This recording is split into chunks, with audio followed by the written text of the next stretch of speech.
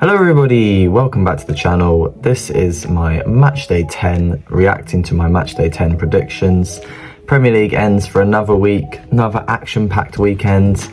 A rather depressing Manchester derby to watch as a Man United fan. But in these videos I must stick my neutral hat on. But yeah, when we come to it, I do have a lot to say about United. But yeah, let's just get straight into it. Starting off with the Friday night football, we had Palace 1, Spurs 2. And I said 2-1 Spurs. What a way to start off the week. Very good points tally in the previous game week. What a better way to kick off this one with getting the score 100% correct. Yeah, one thing I do have to say, I didn't watch the entirety of the game, I can't lie. Spurs only had one shot on target, and I've heard that they didn't really play as well as they had done in previous matches. They only had one shot on target and they scored 2 goals. But yeah, Spurs goal though, a thing of beauty. Team goal, Son finishing it off. Loads of players involved, proper team goal. He's in scintillating form right now, proving why he won Player of the Month. And like I said when I was making these predictions, Palace like to make it difficult in these little mini London derbies. They played well against Arsenal as well. Earlier in the season it was only 1-0 Arsenal, and Arsenal had the 10 men.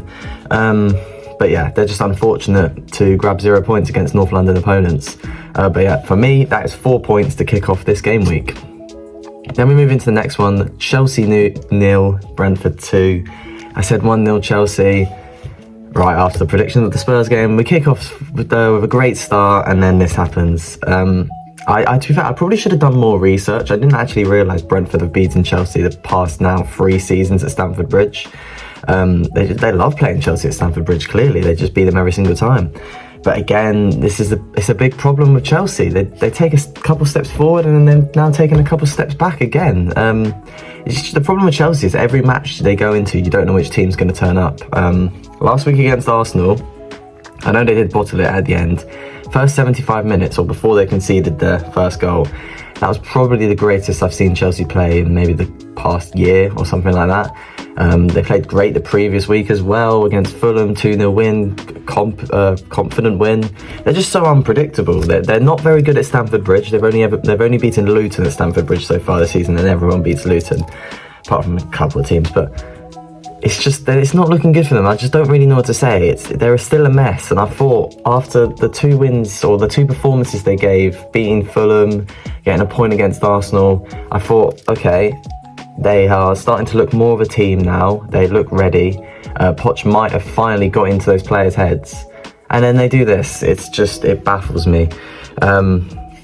There's talk of them strengthening in January, getting another new centre-back. But how much money is this going to take at the end of the day? Like, you can't just keep throwing loads of money, buying loads of new players, and just hoping for the best. It's looking bleak for them, and I mean, credit has to go to Brentford. Thomas Frank again displaying another fantastic result, battling against another one of the traditional Big 6 teams and getting the 3 points.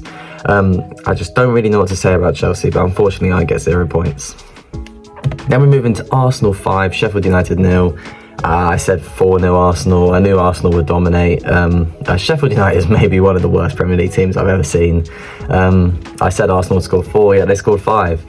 It's a difficult one to predict. It's very obvious who's going to win, and I think it was pretty obvious that Sheffield United weren't going to score. It's just very difficult to predict the amount of goals Arsenal were going to score, like I said in the prediction video.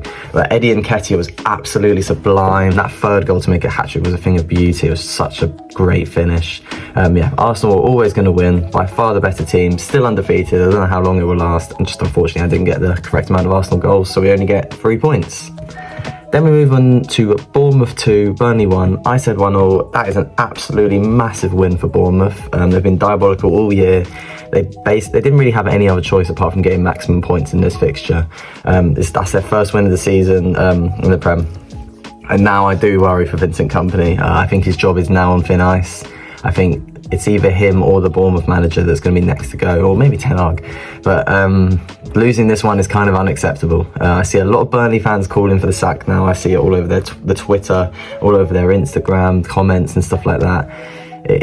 I think he's going to go soon. It would be a shame though, because I do think he's the right man to go forward. Obviously I don't know Burnley too well, but they played some absolutely amazing football in the Championship last year. One of the best teams to ever do it in the Championship.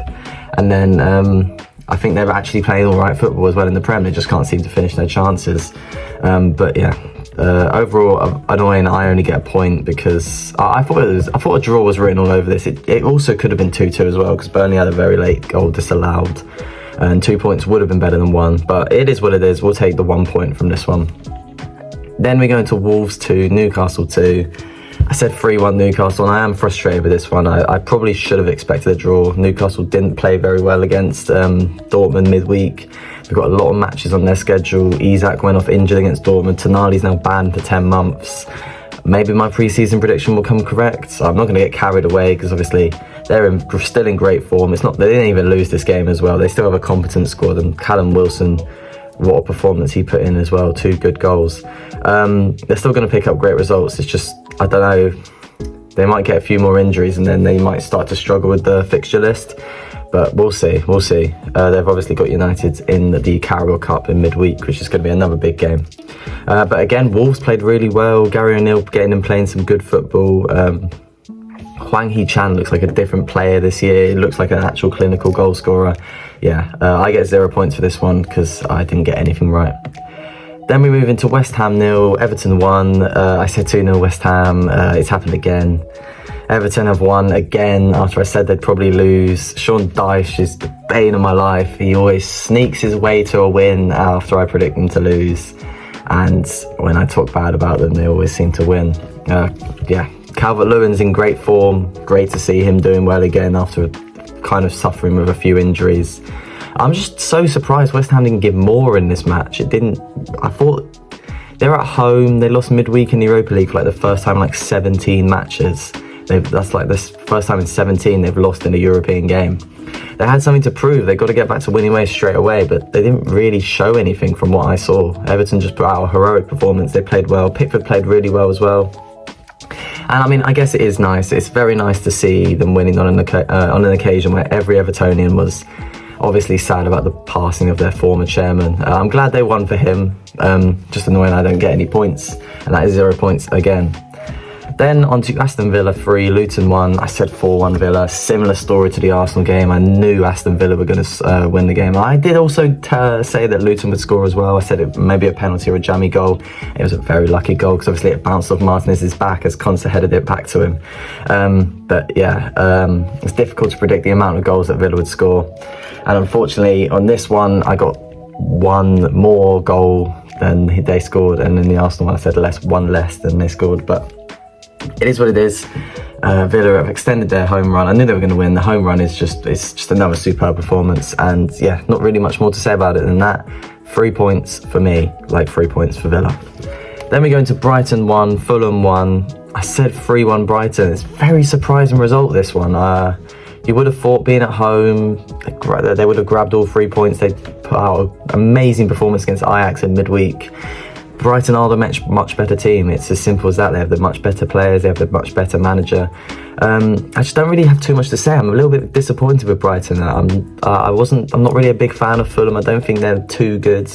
But Brighton obviously didn't offer enough, and Fulham played a great game, and it's a great point for them to gain, especially against such a good side. I get 1 point though because I did get the correct amount of Fulham goals. Then we move on to Liverpool 3, Forest 0. I said 3-1 Liverpool again, very close to grabbing 4 points. It went exactly how I thought it would. I just didn't think the Liverpool defence would keep a clean sheet, which they did. Yeah, not much to say on this. Liverpool amazing, back to their very best. I'm looking forward to this title race this year. We've got 4 teams at the top there looking the real deal, because it's been rather one-sided in the past few years. Man City just winning every single time. I know we had the title race last year with Arsenal, but I just feel like City were always going to win it. The Liverpool City title race, but I'd like to see like a 4-horse race. That would make it really interesting come down towards the end of the season. But I think Spurs will probably be the team to slow down. But that's not the point. I get 3 points for this, just like Liverpool. Then we go into the final game of the game week. Man United 0, Man City 3. I said 2-1 United. My bias blinded me. I was always going to go with my heart. I'm not going with my head in the bloody Manchester derby. I go with my heart because I back Man United every single time they play. I thought we could have won the game, even throughout the game, especially in the first half. We thought we still should have won. The second half was where everything went wrong and led to us getting battered. That first half, if that penalty, because I don't think that was a penalty, I think that was a very, very soft penalty. I do think it was a foul, and it probably would be a foul anywhere else on the pitch. But my argument is, you see these sort of fouls every single free kick, but you're not going to be able to give a penalty for every single one. There's going to be like 8 penalties a game. And Rodri was getting nowhere near the ball. That ball was not going towards him. He just fell down because he felt a little bit of contact. And if we're going to be giving pens for that every single time, then there's no point having contact in the sport. There's literally no point. You might as well just let them run through and then score, because if they're going to fall down like that and they're going to give a penalty like that, I just think it's ludicrous. But yeah, but that doesn't really excuse how poor the second half was. Ten Hag got it wrong. Amrabat should not have been sent off. We had no balance in that second half. When I say sent off, I meant taken off the pitch at half time. That cost us. But putting McTominay down to CDM cost us completely. Bernardo Silva just had way too much space to play his game, and we struggled. I don't agree with Ten Hag's decisions, but I do think the talks of the sack are ludicrous. Sacking another manager won't get us anywhere. We'll just go straight back to square one. And yeah, like, there's no point. We all know what the problem is with this club. And I think anyone who doesn't realise that it's right at the top clearly doesn't understand football. But yeah, I get 0 points, obviously. I do think in that first half, if the penalty's not given, 0-0 at half time, potentially something can change. But again, didn't take chances. We missed a lot of chances. Rashford was awful again. I'm really sad to see what he's becoming. But yeah, 0 points for me, 0 points for Man United. Dark time to be a Man United fan again. And then if I tally up all the points, this week I've got 15 points again, back to the poor weeks again. Last week was just so good. Yeah, I just got far too much wrong. Maybe the bias for Man United made me lose points. The Everton mistake as well, the Chelsea mistake. Just mistakes that I wouldn't really expect. But yeah, thanks for watching, guys, and make sure to watch the next one. Thank you.